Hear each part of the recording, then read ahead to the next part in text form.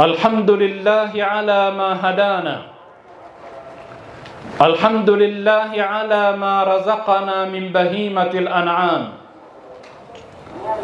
يقول الحق سبحانه وتعالى في محكم كتابه المجيد: أعوذ بالله من الشيطان الرجيم، بسم الله الرحمن الرحيم.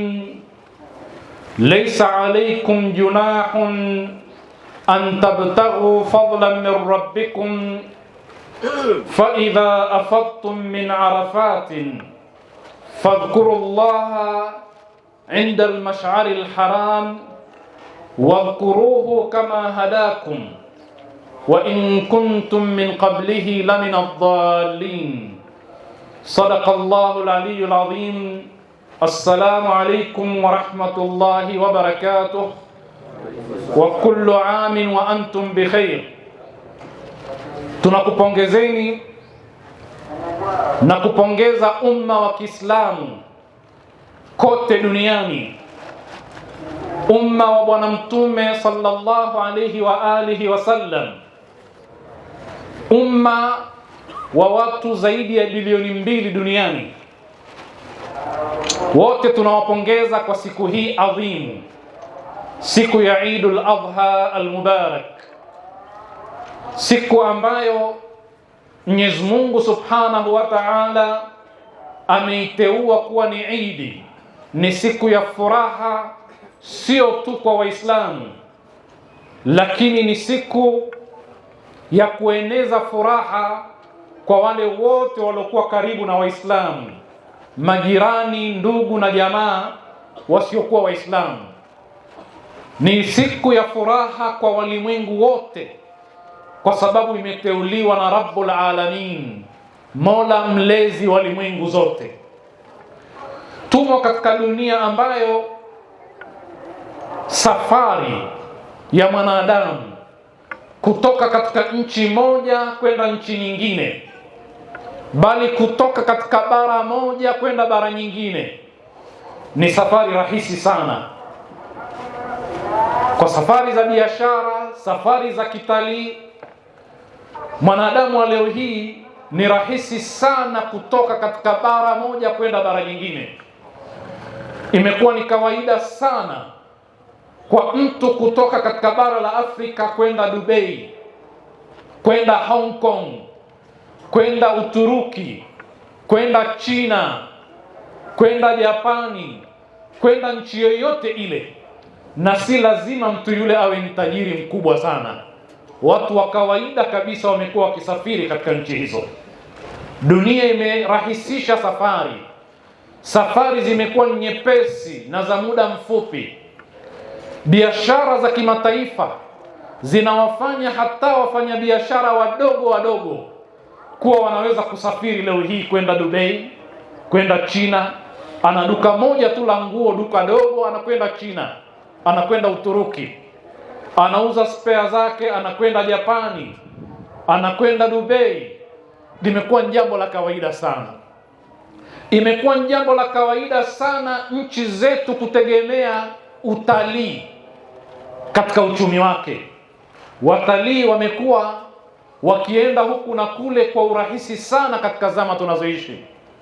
Tanzania peke yake mwaka jana imepokea watalii wa nje zaidi ya milioni 2.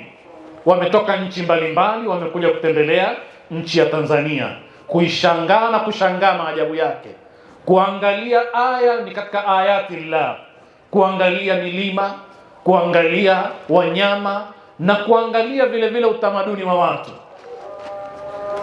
Nchi kama Dubai mwaka jana tu watu zaidi ya milioni 19.5 wameweza kuitembelea nchi hiyo kibiashara na kitalii. Na nchi ya Saudia kwa mwaka jana, wale waliokwenda kwa ajili ya umra na kwa ajili ya ziara na kwa ajili ya hija walifikia takriban milioni 19 vile vile. Na waliokwenda hija mwaka jana ni watu milioni 2 na. Kwa hivyo kuna nchi duniani zinategemea utalii. Safari zimekuwa rahisi sana. watalii kuzunguka kuna kule imekuwa ni jambo la kawaida. Lakini zaidi ya hapo, binadamu wa leo hii kusafiri hata kwa ajili ya anasa, anasafiri kwenda kila mahala. Ndio leo hii kuna utalii wa ngono, sexual tourism. Watu wanasafiri huku na kule kwa ajili tu ya starehe za haramu. Lakini si hivyo tu, sisi kina wengine ambao hali zetu si nzuri, tumewahi kujitahidi tukasafiri kwa ajili ya mpira, tukaenda mpaka Afrika Kusini kwa ajili ya kutizama mpira. Wengine wakaenda mpaka Manchester huko Uingereza kwa ajili ya kutizama mpira. Wakasafiri huku na kule, si kwamba ni tajiri, lakini amejikusanya akaenda kushuhudia mpira tu. Haya ni mambo yametokea na yanaendelea kutokea. Na mwakani katika nchi yetu na katika mkoa wetu wa Arusha tunatarajia kuona wageni wengi wanakuja kwa ajili ya mpira huo wanaoita kuwa ni wa AFCON. Tutashuhudia wageni wengi sana, na wote si matajiri. Wengine wamejiandaa zaidi ya mwaka mmoja kuhakikisha kwamba watakuja katika kutizama mpira, kuangalia watu wanafukuzana na mpira kwa dakika 90 na wakatoa mapesa mengi. Hizi safari ni nyingi sana na zitaendelea kuwa ni nyingi, lakini kuna safari moja ambayo Mwenyezi Mungu ndiye aliyetualika na ndiye aliyetuita tukasafiri kwa ajili ya kumwabudu. Yeye ndiyo mwenyeji wa safari hiyo, safari ya hija. Safari muhimu sana, safari ambayo kila mmoja katika sisi kwa maisha yake yote atakayopewa anatakiwa angalau asafiri mara moja, na wengi katika sisi tunaamini kwamba hatuwezi. Kwa hivyo sio miongoni mwa wale ambao wanapaswa kusafiri. Safari muhimu kabisa. Waadhin fi nnasi fil hajj, waadhin fi nnasi bil hajji ya'tuka rijalan wa ala kulli dhamirin ya'tina min kulli fajjin amiq liyashhadu manafi'a lahum. Mwenyezi Mungu amemwambia Nabii Ibrahim atangazie watu, awaite katika nyumba ya Mwenyezi Mungu wasafiri. Mwenyeji ni Mwenyezi Mungu Subhanahu wa Ta'ala, ndio anayewaalika. Katika sisi Waislamu wangapi tumewahi kusafiri safari hizo nyingine, lakini safari hii ya hija hatujaenda. Ni wachache sana duniani leo hii hawajatoka nje ya mipaka ya nchi zao. Unasema mimi, lakini si katika hao waliosafiri safari ndefu. Lakini Mombasa umekwenda mara 10 mara 20, ukizikusanya mara zote zile wewe Tanzania zilikuwa zinatosha kwenda hija. Pesa alizozikusanya mtu kwenda kutizama mpira kule Manchester kwa mwaka mzima, na wewe ulikuwa unaweza kukusanya ukaenda hija. Sio kwamba wale wote waliokwenda hija na wanaokwenda hija walikuwa matajiri wakubwa. Wengine walikusanya wakadunduliza wakaweza kutekeleza ibada ya hija. Ndio maana al-Imamu Sadiq anasema, lau kama wanadamu Waislamu wangejua fadhila za kuchinja tu, mtu hata angeamua akope, japo si wajibu kwake, lakini achinje tu ili asikose zile fadhila. Sasa jamani, utakwenda wewe hija, utashangaa nchi za watu, utajifunza, lakini na thawabu utapata. Kwa nini hatujiandai kwa ajili ya safari hiyo? Ni safari ambayo mwenyeji ni Mwenyezi Mungu, na wewe utakuwa ni mgeni wa Mungu katika safari hiyo. Tujitahidi. Wafanyabiashara wetu wengi wakubwa tunawaona, lakini hajawahi kwenda hija, na sote tunamjua ni mfanyabiashara mkubwa, lakini hija haendi. Tabaan, kuna moja ya mambo mawili au hata yote mawili.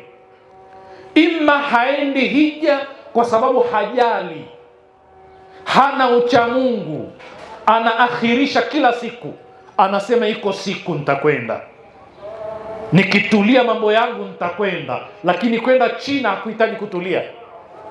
Jamani, hiyo inaitwa honeymoon, fungate.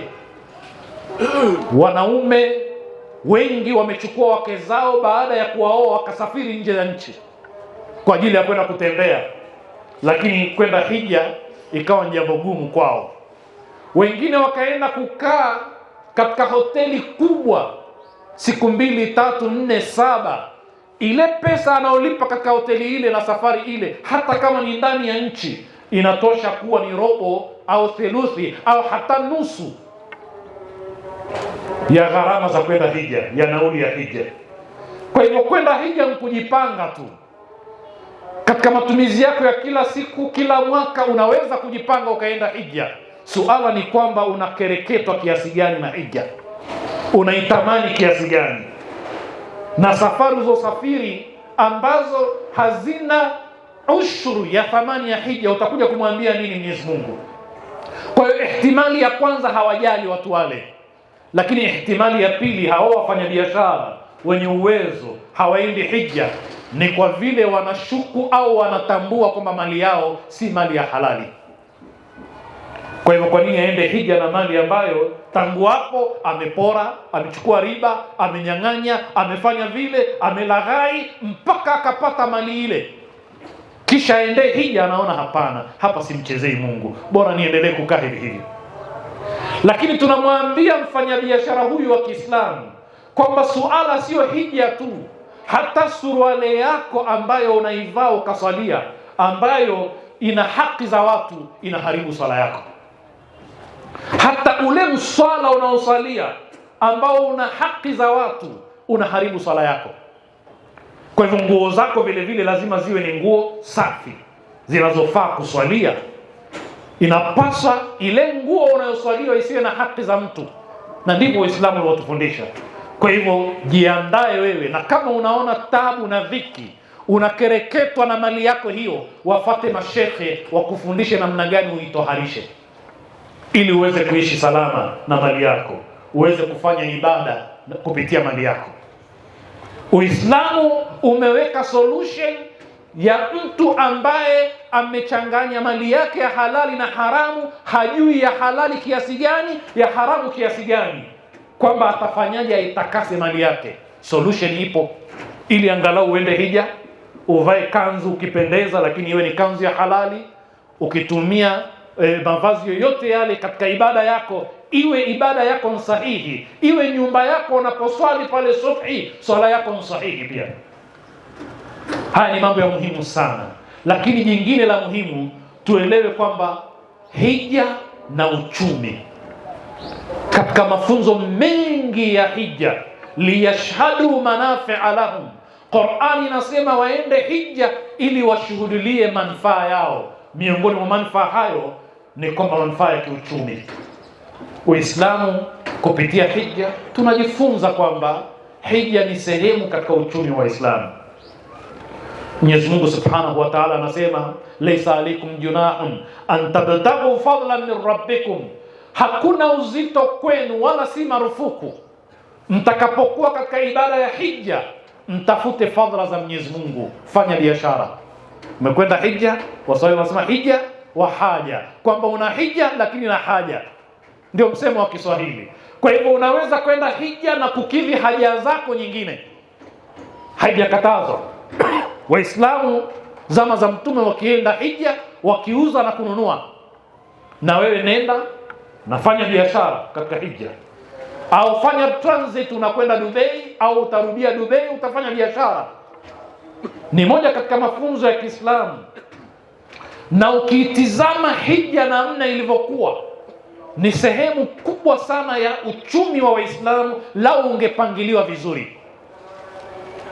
Ikiwa watu milioni kadhaa wanakwenda katika nchi moja kwa wakati mmoja, kuna watalii gani wanaokwenda hivyo katika nchi yoyote ile kwa wakati mmoja? Haya mahoteli yale yote ni biashara ndogo. Vyakula vile vyote vinavyopikwa wale ni biashara ndogo. Nchi inajiandaa miaka mingapi ili ipokee watu hao? Ndio maana pale Saudia kuna watu wanaishi Saudia, kila siku wanaomba dua kwenda hija, na yeye yuko Saudia. Wewe unamshangaa, lakini kila siku anaomba Mwenyezi Mungu taufiki, lakini ni kwenda mkoa wa pili tu hija, lakini hajaenda. Au wewe unataka kutuambia Wasaudia wote wamewahi kuhiji? Hapana. Lakini kuna wanaohama mkoa hadi mkoa kwenda kuhakikisha watapikia mahujaji, watawauzia hiki na kile. Hii ni biashara, ni sehemu katika manufaa ya hija.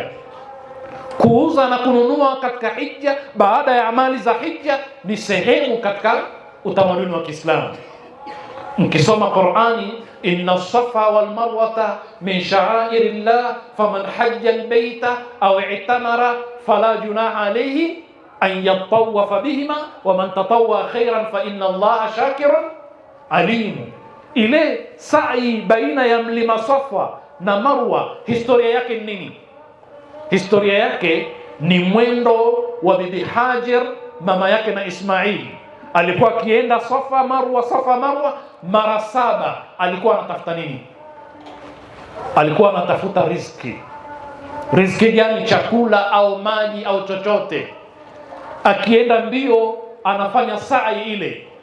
Na Mwenyezi Mungu Subhanahu wa Ta'ala anatufundisha kwamba dua ya Ibrahimu ilikuwa ni hii: Rabbana inni askantu min dhurriyyati biwadin ghairi dhi zar'in inda baitikal muharram. Ewe Mwenyezi Mungu, mimi nimewaeka watu wangu, familia yangu, sehemu katika familia yangu katika bonde ambalo lina ukame, halina rutuba, na nimewaleta huku penye ukame, uchumi wake ni mgumu, maisha ni magumu, kwa sababu wawe karibu na nyumba yako tukufu, liyuqimu salata, waweze kuileta swala inavyotakiwa. Kwa hivyo alikuwepo pale kutafuta maisha, lakini kilichompeleka pale ni ile nyumba tukufu ya Mungu. Ndio maana dua ile inasema hivi: faj'al af'idatan minan nasi tahwi ilayhim, fanya nyoyo za watu Mwenyezi Mungu ziwaitikie, zielekee kwa watu hawa, kisha warzukuhum min athamarati, na warzuku matunda mbalimbali ili waweze kuishi. Sasa ile sa'i yenyewe, kwani tukienda tunatembea? Maana ya sa'i si kutembea, ni kwenda mwendo kidogo baina ya kutembea na kukimbia, si ndio? Ndio maana ya sa'i. Sa'i ni mwendo baina ya kukimbia na kutembea. Maana yake anayefanya sa'i anakwenda mbio, yuko mbio. Kwa lugha ya sasa hivi yuko bize, sio mtu legelege. Na sa'i yenyewe ni kutafuta riziki mpaka Mungu akawapatia riziki ya maji ya Zamzam. Ndio kisa chenyewe. Sasa sisi Waislamu, katika sisi, hebu tizameni ni wangapi wanakwenda mbio kutafuta riziki? Ile kutafuta riziki, tunafanya sa'i au tunatembea sisi? Hukuma kwetu kuna watu wavivu kama sisi? Sisi kila kitu kwa kusema hewallah kinakuwa. Sisi ukisema insha Allah tu mambo yote yanakuwa. Ndio tabia yetu, sio? Sasa hii sa'i inatufunza, jamaa, nendeni mbio kutafuta riziki, msilale. Wewe unaamka saa 4, mtu ameshatoka Arusha, ameshafika Tanga, lakini wewe bado uko usingizini. Yaani safari yako ndefu, unakoroma kule, gari linakoroma na wewe unakoroma kitandani. Saa 4 nishafika na wewe ndo unaamka. Mtu anatafuta riziki. Riziki ni asubuhi, riziki ni mapema, riziki ni kwenda mbio. Usipoenda mbio kwa miguu yako, nenda mbio kwa akili zako. Fikiria kubuni kitu kipya. Hakikisha kila siku una jambo la kukutafutia riziki.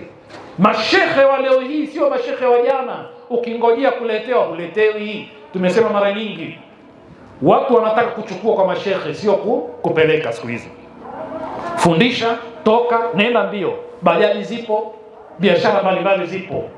Kafanye biashara, ni ibada na ni sa'i, na ni katika mafunzo tunayoyapata. Tizameni Waislamu leo hii, ndugu zangu, hata katika yale mambo ya kibiashara yanayohusiana na ibada za Waislamu, tutakuja kufikia mahala zitakuwa sio biashara za Waislamu. Mnaona mwezi wa Ramadhani uji ukiuzwa katika mitaa yetu, pakiuzwa mandazi na pakiuzwa sambusa na vitu vingine vidogo vidogo vya kula. Mmeona wateja ni Waislamu peke yao? Hapana. Mtaona magari yanaingia, watu hawajafunga, watavila kabla ya walofunga, sio? Sasa si kitu kibaya, lakini kesho na kesho kutwa na kuhakikishieni, watakaouza vitu hivyo watakuwa sio Waislamu. Nyie mtauziwa uji wa futari na mtu ambaye si Muislamu pale Mombasa, pale Zanzibar, kwa sababu nyie hamtaki kufanya sa'i, hamtaki kwenda mbio. Kwani kofia tunazovaa leo hizi zilikuwa zikishonwa na jamaa zetu wa Kondoa, wa Zanzibar, wa Lamu. Sasa hivi zinatoka wapi? Zinatoka China. Kanzu ngapi tunazosalia sisi zinatoka China? Utamwona mtu kama tulivyosema mara nyingi amepanda kwenye mimbara na laani Marekani, anatukana Marekani, lakini ile nguo ya mwisho kuvua, ile aloivaa ambayo ni ya kwanza kuvaa, imeandikwa Washington DC, imeandikwa Texas, lakini anailaani kwenye mimbara, anaitukana. Sisi hata mswaki pia tunautoa nje. Sasa zile nguo pia za ibada, hata tasbihi pia lazima tutengenezewe China. Ile tasbihi pia inakuja kutoka wapi? China, ndio uitumie wewe. Kwa hivyo ibada zinaweza kuambatana na uchumi. Tunaweza tukaweka uchumi wetu katika ibada zetu, na tukashika uchumi wetu kupitia ibada zetu katika maeneo yetu, katika misikiti yetu. Lau kama ndugu zetu sio kuogopa misikiti, wangeweka maduka yao katika misikiti yetu. Tumebakiziwa tu maduka kwenye misikiti yetu sisi. Na ukienda kwenye misikiti wala sio supermarket, ni maduka ya soksi na maduka ya niqabu na maduka ya tasbihi. Ndio maduka makubwa haya tunakuwa nayo kwenye misikiti yetu. Na pale tunaposhindwa kuendesha, tunakabidhi wengine waendeshe, watulipe kodi. Hivi ndivyo tulivyokuwa, ndugu zangu. Kwa hivyo ibada ya hija ni ibada ambayo inaweza kwenda sambamba na uchumi. Kwani leo hii wanaoongoza mahujaji wanaoongoza bure? Wao unadhani wanaongoza bure? Wako kazini wale, sio? Na si haramu. Unaweza kuanzisha taasisi ya kusafirisha mahujaji, anzisha, na mengine yafanye. Haya ndiyo yanayotakiwa katika kujifunza juu ya ibada hii ya hija. Mwenyezi Mungu anasema, inna safa wal marwa min sha'airillah faman hajja albayta wa i'tamar fala junaha alayhi an yatawafa bihima wa man tatawwa khairan fa inna Allaha shakirun alim. Wal 'asr innal insana lafi khusr illa alladhina amanu wa 'amilus salihat wa tawasaw bil haqqi wa tawasaw bis sabr. Alhamdulillah والحمد حقه كما يستحقه حمدا كثيرا. ثم الصلاة والسلام على أشرف الأنبياء والمرسلين محمد وعلى آله الطيبين الطاهرين وأصحابه الغر الميامين، وبعد. يقول الحق سبحانه وتعالى: وأذن في الناس بالحج يأتوك رجالا وعلى كل ضامر يأتينا من كل فج عميق ليشهدوا منافع لهم ويذكروا اسم الله في أيام معلومات على ما رزقهم من بهيمة الأنعام. Mwenyezi Mungu Subhanahu wa Ta'ala anasema, fakulu minha wa at'imul ba'isal faqira. Sadaqa Allahu al-aliyyul azim. Mwenyezi Mungu anatufundisha katika ibada hii ya hija na katika idi hii ya kuchinja kwamba katika neema alizoturuzuku ni bahimatul an'am, wanyama wa kuchinjwa. Ni idi ya kuchinja, inaitwa Idul Adha. Ni idi inayoambatana na ibada ya hija, Idul Haji. Kuchinja, ndugu zangu, ni jambo la msingi sana katika ulimwengu huu tunaoishi, ambao Mungu katuwekea mifugo, hata tukachinja hatuimalizi, kwa namna ya Mwenyezi Mungu alivyobalance, alivyoweka mizani yake. Sisi tunaihitajia, kila mwaka tunachinja, mamilioni yanachinjwa, lakini haiishi. Na tunahimizwa tuchinje sana, kwa sababu Mwenyezi Mungu kaweka mizani yake ya kwamba itaendelea kuwepo.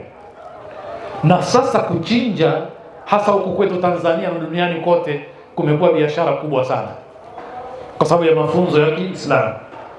Kuchinja ni biashara. Sasa wewe uza mifugo, ukiweza kuuza uza. Kule Maka pia hapagaiwi bure, wananunua kisha wanachinja. Kwa hivyo biashara hii unataka waingie nani wauze? Waje wageni, waje wasiokuwa Waislamu? Ni aibu kuuza mifugo? Sio aibu. Yoyote yule anaweza kuingia katika biashara hii akaifanya. Sasa kule Maka wanachinja watu milioni kiasi gani ya nyama? Na je, zikichinjwa zinapelekwa wapi? Katika dunia ambayo vyakula vinaweza kuhifadhiwa muda mrefu katika mikebe, katika dunia ambayo hakuna kinachotupwa, mifupa haitupwi, ngozi haitupwi, wala pembe hazitupwi, katika dunia ambayo kila kitu kinaweza kutumika kwa maslahi ya binadamu. Liyashhadu manafi'a lahum, kuna manufaa katika yote haya.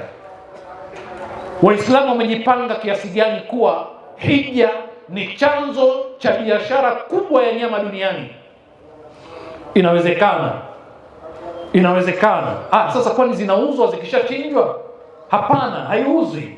Kwa mujibu wa fiqh ya Ahlul Bait, ukichinja inapendekezwa ugawe mafungu matatu. Fakulu minha, kuleni katika kichinjo kile. Haya, wewe mwenyewe mwenye nyumba na wewe ule. Kisha wa'timul ba'isal faqira, haya kinachobaki pia walishwe wenye kuhitajia mafukara walishwe. Wanasema hivi, sehemu moja uchukue wewe, sehemu mbili ugawe. Utagawa kwa ndugu na jamaa hata kama sio maskini, alafu sehemu ya tatu gawa kwa maskini. Kwa hiyo mafungu matatu. Ukimgeia ndugu au jamaa, unaunga ujamaa, unafanya silatu arrahim, ni jambo la msingi. Lakini mtu aliyepewa vikazidi vikawa vingi, haviwezi kutiwa katika mikebe vikasafirishwa duniani, pakapewa maskini wa duniani huko, Waislamu ambao hawapati chakula cha kila siku. Je, Waislamu wameshai kukaa wakauliza kwamba nyama hizi zinakwenda wapi? Je, zinaliwa zote au kuna zinazoharibika? Waislamu wanatakiwa wajipange katika mambo haya. Lakini hapa makwetu sisi, mtu ambaye hali nyama, idi hii ni kwa ajili ya kila mmoja aweze kupata nyama. Sio marufuku kupewa mwenye shida na mtu zaidi ya mmoja. Anaweza kupewa na watu wawili, watatu, wanne, akakaa nazo akala wiki nzima, hakuna tabu. Ili ile idi na furaha iwafikie wote. Sasa wewe usisubiri kupewa tu, kwani wewe hutaki thawabu? Anayetoa ndiye anayepata thawabu, sio anayepokea, sio? Sasa kama na wewe unataka thawabu, jitahidi kwa kadri unavyoweza na wewe uchinje. Hicho unachopewa mwenzako ananyemelea thawabu, na wewe nyemelea hizo thawabu za Mwenyezi Mungu Subhanahu wa Ta'ala. Ndugu zangu, tumo katika siku ya furaha, siku ya Idi. Mwenyezi Mungu kaiteua kuwa ni siku ya furaha, lakini duniani tuna wenzetu wengi ambao hawako katika furaha. Ni ubinafsi sana tusipowafikiria. Duniani huko kuna watu ni wakimbizi, Waislamu na wasiokuwa Waislamu.